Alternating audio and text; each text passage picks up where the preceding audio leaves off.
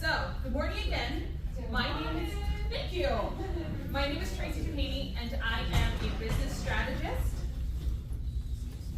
I am a business strategist, I am a leadership coach, and I like to call myself a confidence coach as well. Because of all things, confidence is what is utmost needed to be a good leader. If you don't have confidence in what you are doing, what you are saying, how you are leading your team, they can all walk away, right? So we're going to talk today about the confident leader, and it's going to be a little different than you may think. With that, I want to say, who remembers TCBY yogurt? Raise a hand.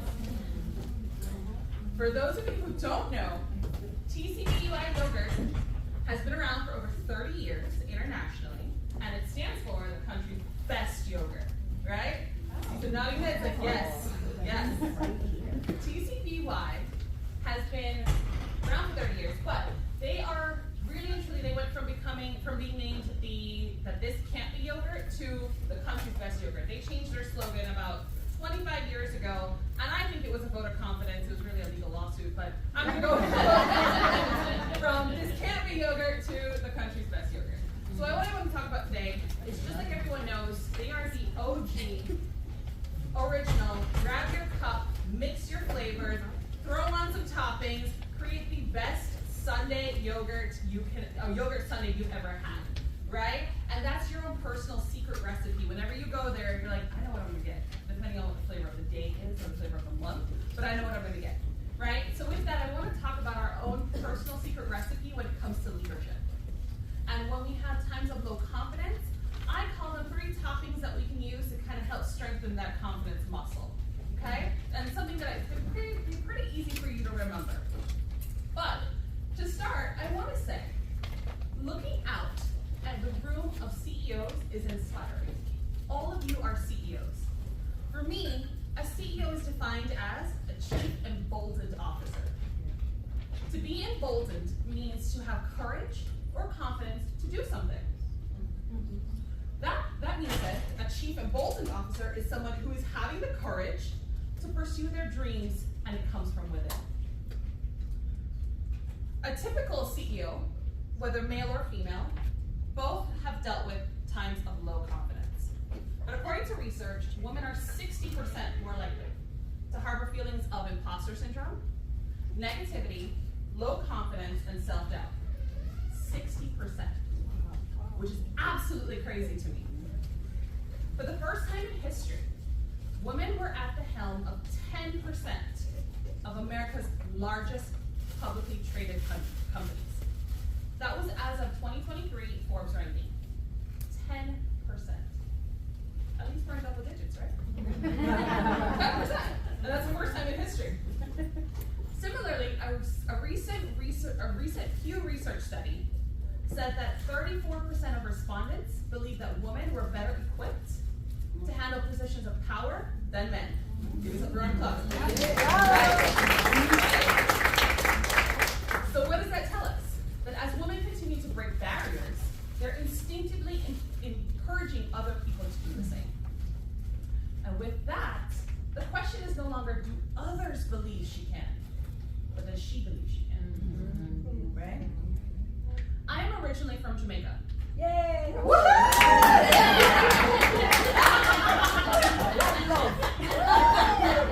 For everyone else, welcome. I was born and raised in a culture in which a woman's role was to be a wife, to be a mother, and to run the household at the discretion of her husband. I'm my grandmother's only granddaughter. So my job is to find a husband. I'm failing at my job right now. No matter what I would do, my professional or educational accolades, it would always be, honey, you need to lose some weight to find a husband.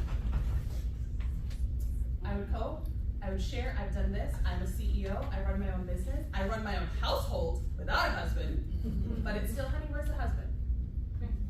How many of you can share with that? Not necessarily finding the husband, but the fact that you've been accomplished, but other people are telling you need to focus on something different. Right? When you want to focus on this, and you're doing well, but the voices are coming in, no, go over here, right? It affects your those external voices that come from people we love, people we trust, people we think support us, yet they're telling us something different, right? It's a testament that we cannot rely on the outside world to boost our confidence. It has to come from within. So how does TCBY work with this, right? Let's go back to the yogurt. The secret recipe. All of us have our secret recipe when it comes to leadership. We have our own personalities, our own communication styles, our own way of interpreting and having perspective, and we all look at situations differently. But that's what makes us unique, right? So just like your own secret recipe with yogurt, you have your own leadership secret recipe. Now, for me nowadays, TCBY means something different. I look at it, like I said, as the toppings for when that confidence muscle needs a little stretching, right? And I say, okay, let's take a breath. Ooh. Okay, we used the wrong PowerPoint, but that's okay. That's okay. For me, TCBY means something different. T stands for trust your gut. C stands for change your perspective. And BY is be yourself. So as you can see, trust your gut, right? Now, whether you call it intuition, gut feeling inside that you just cannot explain, or voices in your head like I do, and it's usually from above, where I say there's something motivating me to do or not to do something. And how many times do you have that, and then you do the opposite and say, man, I should have listened to myself, right? Yeah, right? And we say, oh, I knew it, but I didn't follow. We didn't trust our gut. Trusting your gut or intuition is an act of trusting yourself. You have that feeling for a reason. It is blessed upon you for a reason. It is not there just to say, don't listen to me and regret it in the future. No, our intuition is there to support us. In 2017, I was the assistant director of a department at a hotel. And every Friday at 10 a.m., the department heads would congregate in a meeting, and they would discuss operational issues. The current week's highs and lows, and the upcoming week's what needs to be discussed. And like clockwork, at 9:45 a.m., my boss would show up at my office and say, okay, what do I need to report? I would tell her, we made this much this week, we lost this client, we had this success, this low, the whole gamut. She would scribble on her notepad, and off she went. About 90 minutes later, all the department heads would scurry past my office, and that would signal, meeting's over. If I didn't hear back from her, no news is good news, is what I would do, right? Until one time, and a key important piece of information was not communicated back to the department, and all hell broke loose, right? I said to her after that, maybe I should join the meeting. I can help with the report that I give you, and I can also help with the communication that comes from the meeting. Her response to me was, that's not your place. That's not for you. That sounds like, that sounds familiar.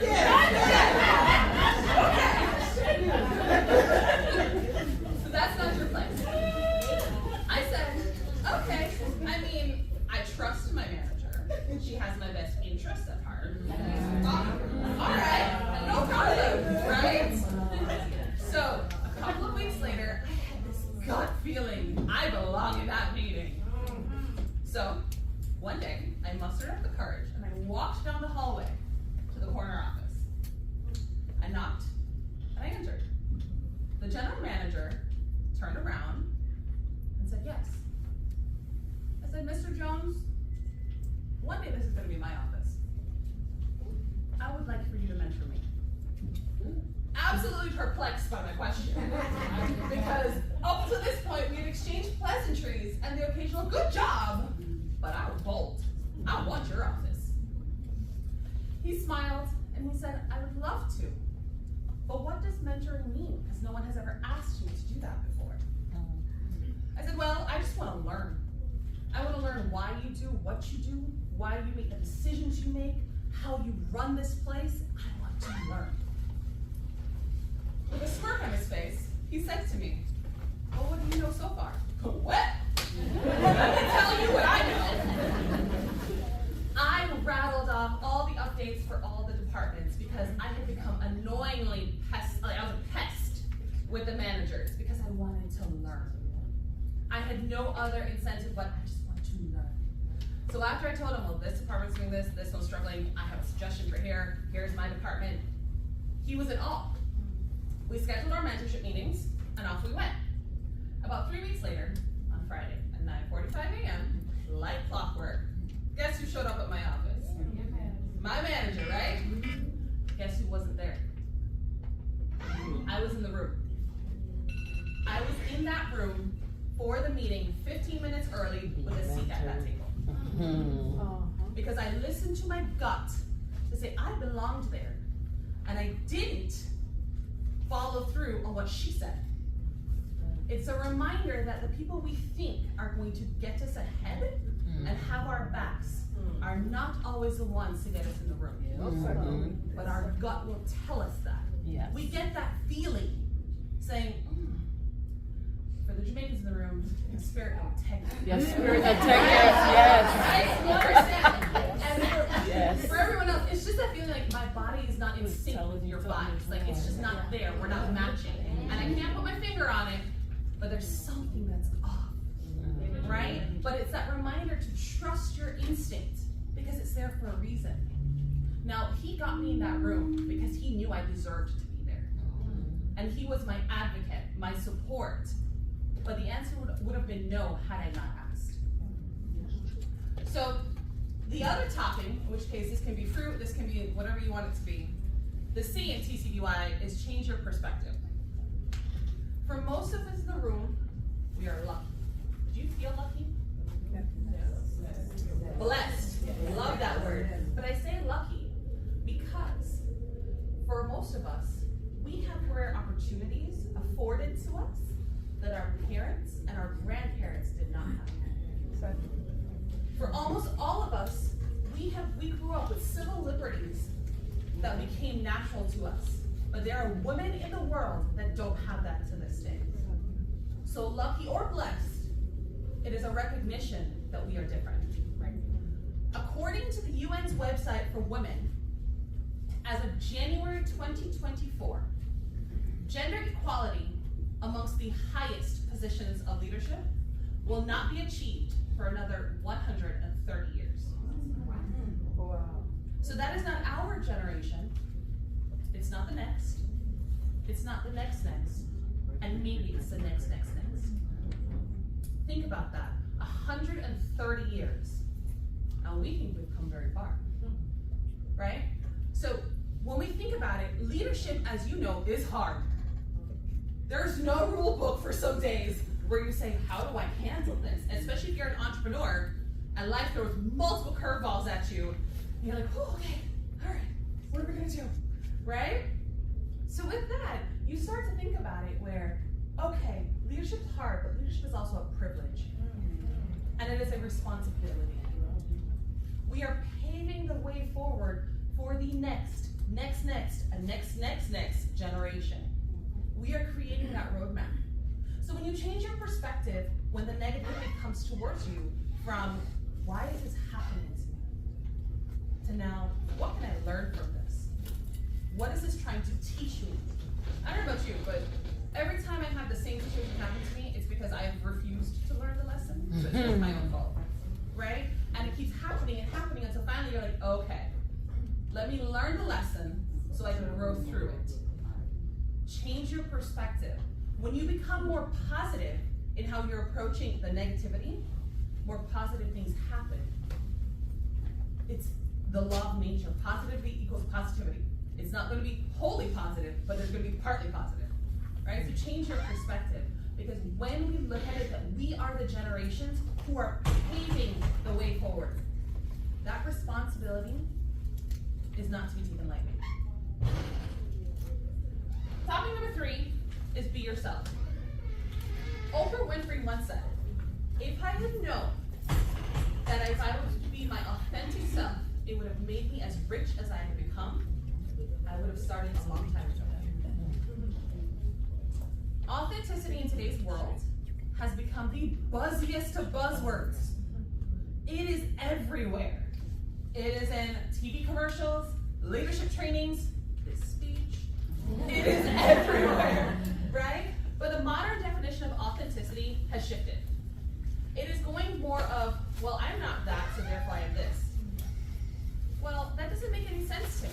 Because if I convince myself to say, well, I'm not a bad leader, does that make me a good leader? Or I'm not a bad communicator, does that mean I communicate well? It is not the focus on what I am not, but rather going back to the pure definition of being real and genuine. I don't know about you, but kindness is not overrated. Being kind and sincere with everyone around us, it has a positive effect, right? Now, to be real and genuine starts with your values, but putting them in action. Have you ever worked for a company where the employee break room wall is just full of values? But then your manager lives none of them. But you're supposed to live all of them. Right? That disconnect that is there. Or the mission statement, mission and vision statements that are perfectly crafted. Hang on, what does it say? Right. Because they're over here, and everybody every day is over here. Values in action. When you live your values in action, you are guaranteed that every decision you make, and action you take is authentic. For me, my values in action are faith in God, accountability to others, which means I'll do what I say I will, and then trust in myself, because I can do it.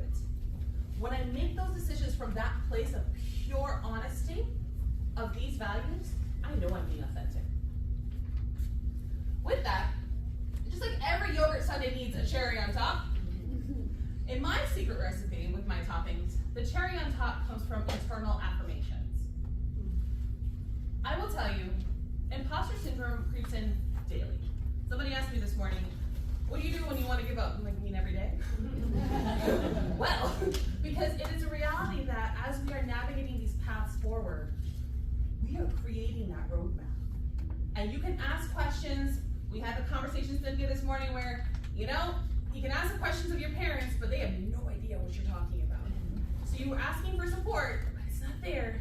They can support you the way you can, or your friends, or your colleagues. But sometimes you're in it and only you know it, unless you have a good support system of fellow entrepreneurs, fellow leaders who can say, I get it. Here's what I've done. Here's what I suggest. So for me, the cherry on top is a little internal affirmation that I sing to myself every day. Now I'm going to ask you to humor me because I am not Beyonce. or Rihanna, or whoever.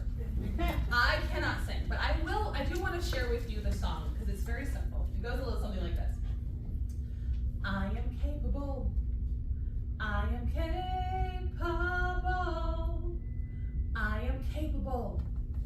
I am capable.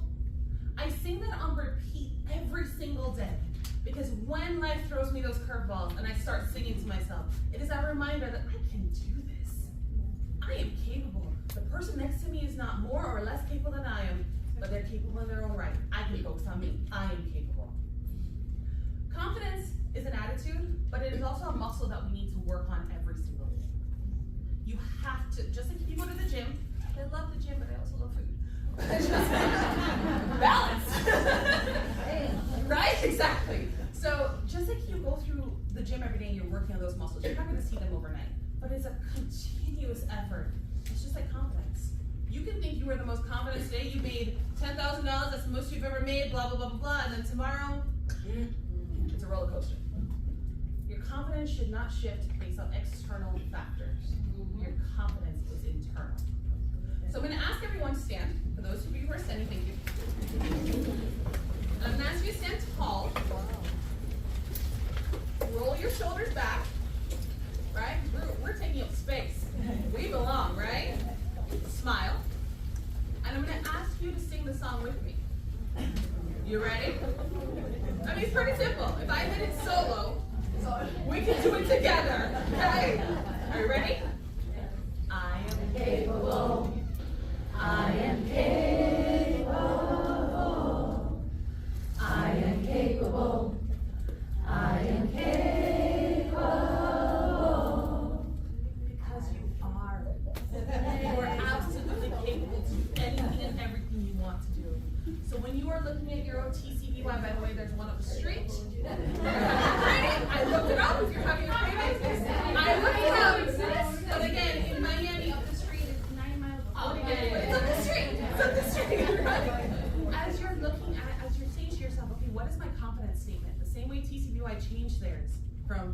yogurt, a negative, to the country's best yogurt. Create that confident statement for yourself that you repeat every single day. And you can steal my song, there are no copyrights. I know the last attorney may have something different to say, but there are no copyrights. But really focus on your toppings that you need to remind yourself that I'm confident in what I'm doing. I'm living authentically, and I am capable.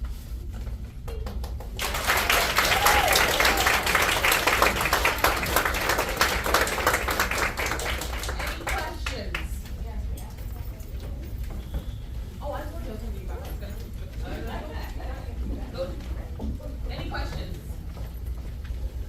Comments? Want to sing together? Anything? Don't all speak at once. Believe in yourself. Believe in yourself. Believe in yourself like I believe in you.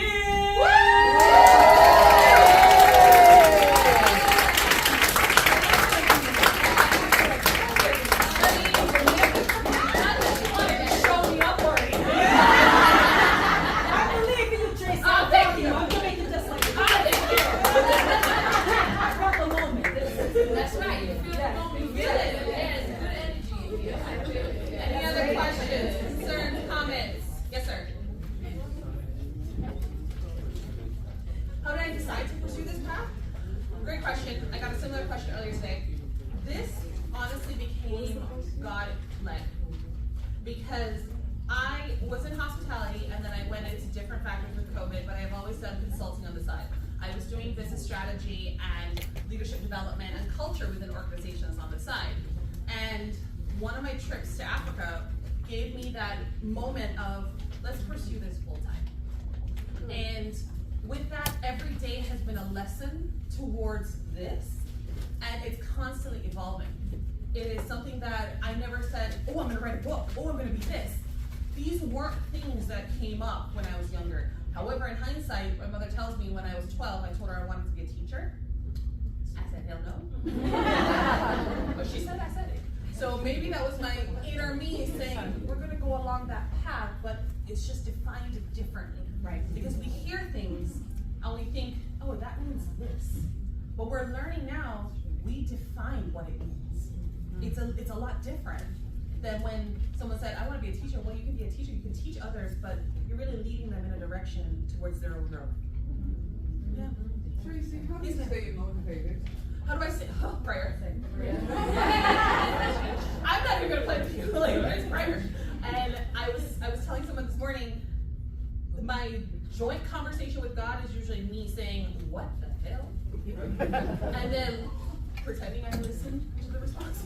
But I sing to myself the "I Am Capable" song, and I'm constantly going through. Okay, I'm doing the best I can do. It doesn't mean that I am right and you're wrong, or you're wrong and I'm right. I'm just doing the best I can do, and I'm focusing on me. Because once I focus on me, and I have the awareness of my strengths and my weaknesses, then I compliment you. I'm not here to compete with you. Because you can do better than me, but that's your power. And that's not meant for you. So when I did, shameless plug, when I did the book, it was more about, okay, what is working for me? And how can it potentially help other people? And it really comes back to, when you ask some women, what do you want? The answer comes back, I don't know. But they're afraid to admit that because somehow there's shame. Right. You can't start moving in the right direction if you don't start from a place of honesty. So when I was doing whichever one of my avenues, I said to myself, I don't want this. I was successful in the corporate world. I moved up that ladder very quickly. I hated it. I was not happy. I was burnt out. I was angry all the time. That this is not. I had to redefine my definition of success. And once I did that, yes, financial success is great, but now success for me is mental peace. Oh, that's right. On a whole nother level. Now that doesn't mean that every day I have peace of mind, but by the end of the day I have peace of mind. Because I know what I'm working towards is that definition of success. Now, 2 years from now, who knows? I could go back to being in hospitality and get that corner office. But if that's what God means for me, and that's what I want at the time, I'm open to it. So, any other questions? Yes, ma'am. So you were saying that you were doing a household by yourself. Yes. So what about those that are entrepreneurs, like CEOs, and they're working, but also funding their entrepreneurship? So how do you balance it when you're not making enough to cover everything? When you find the answer, you let me know because I'm gonna be very honest with you. Entrepreneurship, when people tell you it's hard, they're not lying. That's the first thing. But they can't adequately prepare you for the level of hard it is, especially in today's economy. And I struggle some days with, you know what, I just need to find me a job. Honestly, this is just for me. It comes back to, Lord, if that's the direction you want me to go, guide me. Because I am ready to give up. Whoever asked me, you asked me, what do I want to do? What happens when I want to give up? It's hard. And sustaining that level of confidence it's action every single day. Now, don't get me wrong. There have been weeks, months where you're like, oh my gosh, what did I decide to do? But I have to remember, I didn't decide it. I'm telling you, there was a level of prayer that only God knows. And He will provide. That's all I can share from me. Because I was going to try to find a sugar daddy.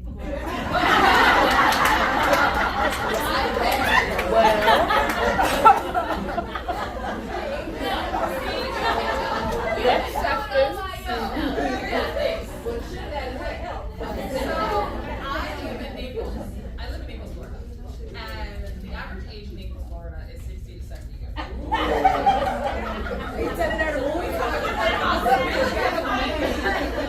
It's fair. And frankly, I don't want to do all that stuff. For that. Like, I can figure it out on my own. I will not bring down my standards for that just for money. That's right. So, if I could give anybody any advice in this room, is find a coach. Find a coach that inspires you, a group that inspires you. It was November of last year, and I was walking with my friend, and he's always asking about my business, and he goes, Tony says double down on your business yesterday, and he was talking about Tony Robbins. Yeah. And the next day, I talked to my friends. I'm like, wow, your account's moving quicker. Like, what are you guys doing? And they told me what program they were in, and I joined it, and my life has like turned around.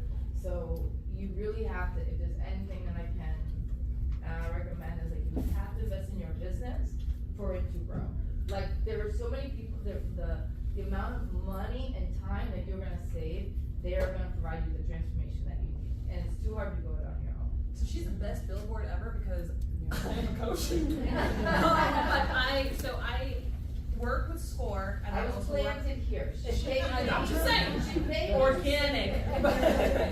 I work with SCORE, but I also work with SBDC, right? And because you have different levels of business and different levels of needs, but I'm also a leadership coach and a confidence coach.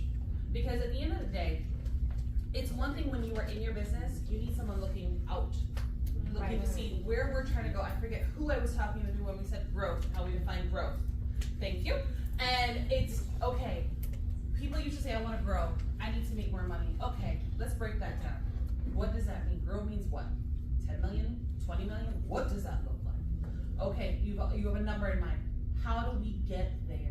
Because we tend to throw a goal out there and say, I want that, and then wish for it to happen, right? So we need to be strategic with our goal planning and really double down on what is it that we want. Honestly, when you start breaking it down, you realize sometimes what you said you wanted is actually 180 from what you actually want. It kind of just sounds good. Or my friends are doing, or this is where my business should go, based on society's definition or your historical definition. But today, what do you want? And that is a question when I'm working with clients, is the first thing I start with and the last thing I start with, last thing I say, because it's polar opposites.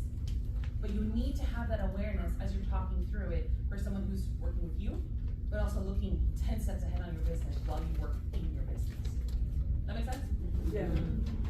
Any other questions? Yes, ma'am. Hi, I'm Hulda. So I'm just gonna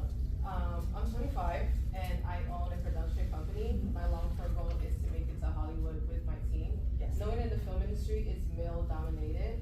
So my question is, and I lead a team of 10, but for me, I realized for my confidence, I could find myself like, I could be here, but the moment you step into a room and you just see just straight men, and I find myself in rooms where I'm just the only girl as a filmmaker. So my question to you is, how do you show up with confidence in an industry that's like predominantly ran by men? So I will tell you, for me, showing up in a room predominantly with men is a natural occurrence. Why? Because when you get to a CEO level, 10%, 10%, and the diversity in that room is also much lower. Right. Right? Exactly. So when you walk into a room and you scope and you said, okay, I'm the outlier. I'm telling you, my walking in with confidence comes from within. I belong here. And 9 times out of 10, I know more than they do because I've worked for it. It wasn't handed to me. No offense to the men in the room. I mean, no offense. But the reality is, in today's world, until women get to that gender equality, you're gonna have to fight. Yes. And I mean fight hard. And I'm talking Ali level boxing fight. Because you belong. And when people start talking to you or dismissing you and say your opinion does not matter, look, I will prove to you that it matters. Because I belong here. And I just like in that situation when I said with that general manager, being in that room, I felt bad because my boss was the only female. But you cut me out as another female because you were threatened. I didn't want your job. But it comes back to we are rewriting a narrative that has existed for years. So now you are paving that way as to, all right, the next female production company owner that comes in, she's gonna look to you. Now what I will say is, have you looked at LinkedIn and connected with others who have the same resume as you? Have you reached out to them? Yes. And you are in dialogue? Yes. Okay, because that's a great start. A lot of people don't do that. Where they ask the questions and say, hey, mentor me. Invite me to the conversation because I want to learn. Mentorship is amazing. Because when you have mentors and advocates, you will propel yourself forward. And sometimes we're afraid to ask for the help out of embarrassment. We should need the help at this point. Look, I'm gonna ask for it because I don't know what I don't know. And with that level, honestly, you'll find people start saying, come, let me teach you. Come, let me show you. Come to the table. And you're like, wow, all I have to do is ask. So I commend you for already going down that road, but a lot of people don't do that. And if there are industry events locally, attend them. If there's some that are in the state, attend them. If you see one other person that looks like you as female, talk to her. But don't be afraid to talk to men as well. Because like I said, my advocate was the general manager who's male. But talk to them, ask them to be brought in. Not all of them will want you to, but you will find some that do. Men are not our enemies when it comes to this. They just also don't know how to do it. And at least my general manager was honest. He said, no one has asked me, what does this mean? I don't know either, but we're gonna figure it out together. All right, thank you. Yeah. Anybody else? Lastly, anybody else? I will be out if you guys want to talk to me and have fun. We can party. Okay.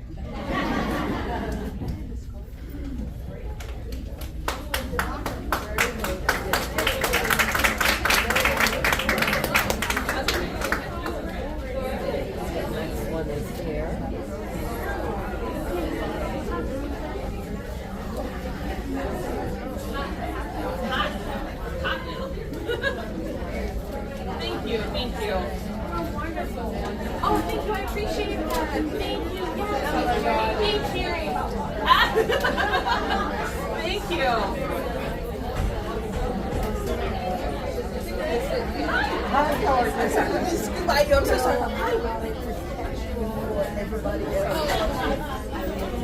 Oh, thank you. Yes. You understand. Right? And it's hard to kind of communicate.